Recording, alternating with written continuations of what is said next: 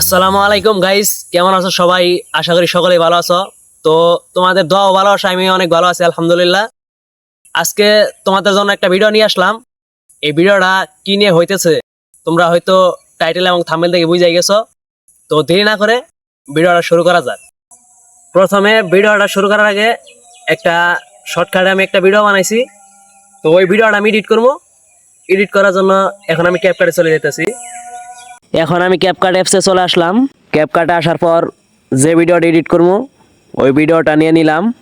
এখন আপনারাই দেখেন, ভিডিওতে তো ব্লার নাই, ভিডিওটা ততটা এইচডিও না। ভিডিওটা এখন আমি এইচডি কোয়ালিটি বানাবো।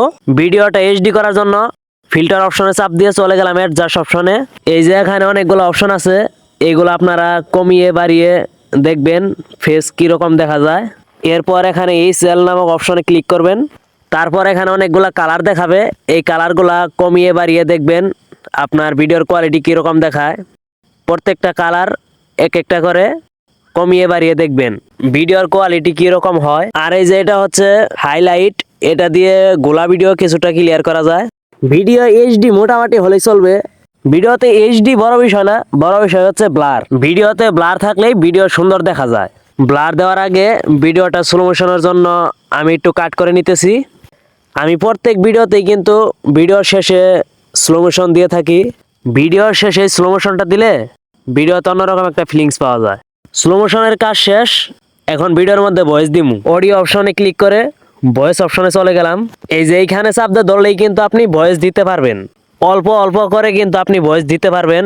অল্প অল্প করে আমি কিন্তু ফুল ভিডিওতে ভয়েস দিয়ে ফেললাম।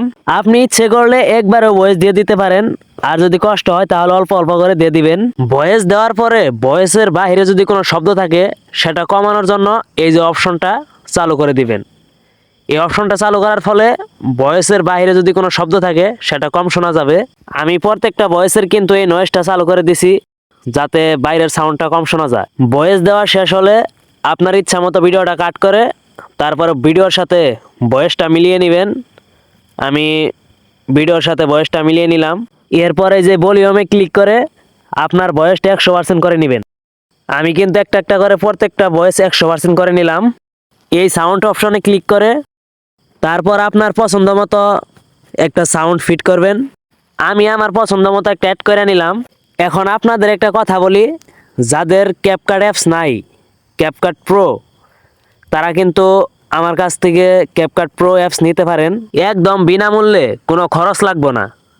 যাদের লাগবে তারা ভিডিওতে কমেন্ট করে যাবেন। এখন কিন্তু আমার ভিডিও এডিট করা প্রায় শেষ, শুধু ব্লারটা বাকি আছে। এখন ভিডিওতে খালি ব্লার দিব, তাই আমার ভিডিও এডিটিং শেষ। এই যে এইখানে লেখা আছে ইফেক্ট, এইখানে ক্লিক করবেন। তারপরে এই যে এই ইফেক্টে ক্লিক করবেন। তারপরে এইখানে অনেকগুলি ইফেক্ট আসবে।